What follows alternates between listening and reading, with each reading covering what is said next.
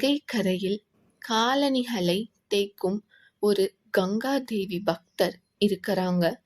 அவங்கள கங்கா ஸ்நானம் கூட யாரும் செய்ய விட மாட்டாங்க. ஏன்னா அவங்க காலணிகளை தேய்ப்பவர் அப்படிங்கிறதுனால. இருந்தாலும் அவங்க கங்காதேவி மேல முழு பக்தியும் அன்பும் வச்சிருந்தாங்க. கங்கா கரையில இருக்கிறனால எப்பொழுதும் கங்கா தரிசனமும் அவங்களுக்கு கிடைச்சது. கங்காதேவியோட தூய பக்தராக இருந்தாங்க. ஒரு நாள் ஒரு அந்தணர் அங்க வராங்க. அவங்களுடைய காலணி பிஞ்சு போனனால அவங்க இந்த பக்தர்கிட்ட குடுத்து அத தெச்சு தர சொன்னாங்க. இவங்களும் அத செஞ்சு குடுக்குறாங்க. அதுக்கப்புறம் அந்த அந்தணர் அதற்கு சில பொற்காசுகள் தராங்க. அப்போ அவர் சொல்றாரு, "எனக்கு இந்த பொற்காசுகள் வேண்டாம். என்னுடைய சார்புல நீங்களே கங்கையில இத வீசிடுங்க என் பேர சொல்லி" அப்படின்னு சொல்றாங்க. இவங்களும் சரி அப்படின்னு சொல்லிட்டு அத செய்றாங்க. அப்போ ஸ்வயம் கங்கா தேவியே இவங்களுக்கு காட்சி தராங்க. அந்த அந்தணர் அப்படியே ஆச்சரியப்பட்டு தேவிய வணங்குறாங்க.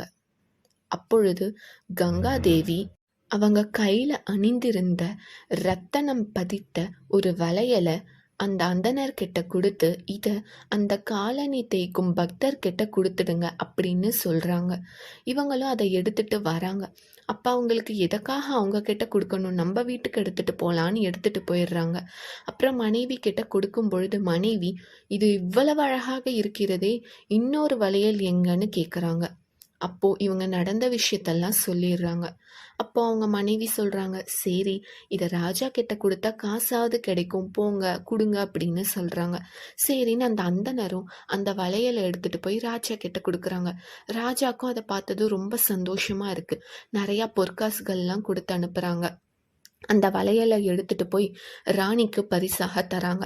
அப்போ ராணி, "இவ்வளவு அழகா இந்த வளையல் இருக்கே, இன்னொரு வளையல் எங்கன்னு?" கேக்குறாங்க.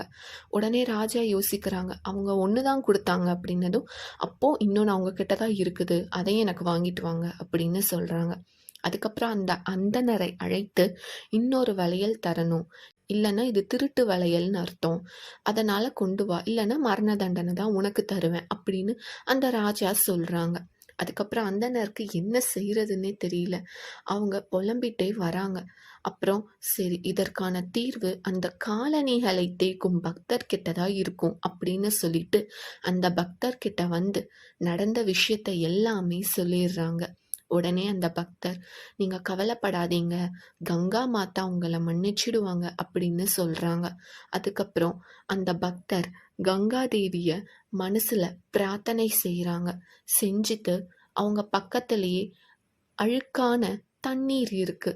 அந்த தண்ணீரில் கைய விட்டு அவங்க கங்கா தேவியை நினைத்து கைய வெளிய எடுக்கும் பொழுது வளையலும் அவங்க கையோட வருது. இத பார்த்த ரொம்ப ஆச்சரியமாவும், அவங்க மேல மரியாதையும் அந்த அந்தணருக்கு வருது. "எனக்கு இந்த வளையல்லாம் வேணாம். எப்பொழுதும் உங்களோட உங்க சீடனாக நான் இருக்கணும்" அப்படின்னு அந்த அந்தணர் கேட்குறாங்க. அதற்கு அந்த பக்தரோ, "நீங்க எப்படி என்னுடைய சீடர் ஆக முடியும்? நான் சாதாரணவன்" அப்படின்னு சொல்றாங்க. ஆனால் அந்தணர் ஒத்துக்கல. "நான் உங்களோட இருப்பேன். எப்பயும் கங்கா தேவிய உங்களோட சேர்ந்து வணங்கிக் கொண்டே இருப்பேன்" அப்படின்னு சொல்றாங்க. இவங்களும் சரின்னு ஒத்துக்கறாங்க. இந்த அந்தணர் வராதனால அவங்களுடைய மனைவியும் இன்னும் வரலையே அப்படின்னு சொல்லிட்டு அந்த ராஜாவும் இவங்கள தேடுறாங்க. அப்ப 2 பேரும் தேடி இந்த கங்கை கரைக்கு வராங்க. வந்து பார்க்கும் பொழுது என்ன விஷயம் நடந்ததோ அதை எல்லாமே அந்த பக்தர் இவங்க 2 பேருக்கும் சொல்லிடுறாங்க. அதுக்கப்புறம் ராஜாக்கு அந்த பக்தர் மேல மிகப்பெரிய பக்தியும் அன்பும் மரியாதையும் வருது. அதனால கங்கா தேவியோட பக்தர்களான இவங்க 2 பேரையும் ராஜ்யத்துக்கு அழைக்கிறாங்க. "உங்கள நான் நல்லா பார்த்துக்கிறேன். நீங்க ராஜ்யத்துக்கு வாங்க" அப்படின்னு சொல்லிட்டு. ஆனால் அவங்க 2 பேருமே வரல. "நாங்க எப்பொழுதும் கங்கா தேவிய பார்த்து கொண்டே இந்த கங்கைக் கரையிலேயே இருக்கிறோம்" அப்படின்னு சொல்லிடுறாங்க. சந்தோஷமாக ராஜாவும் அவங்கள வணங்கிட்டு போறாங்க. அப்போ அந்த அந்தணர் புரிஞ்சுக்கிறாங்க.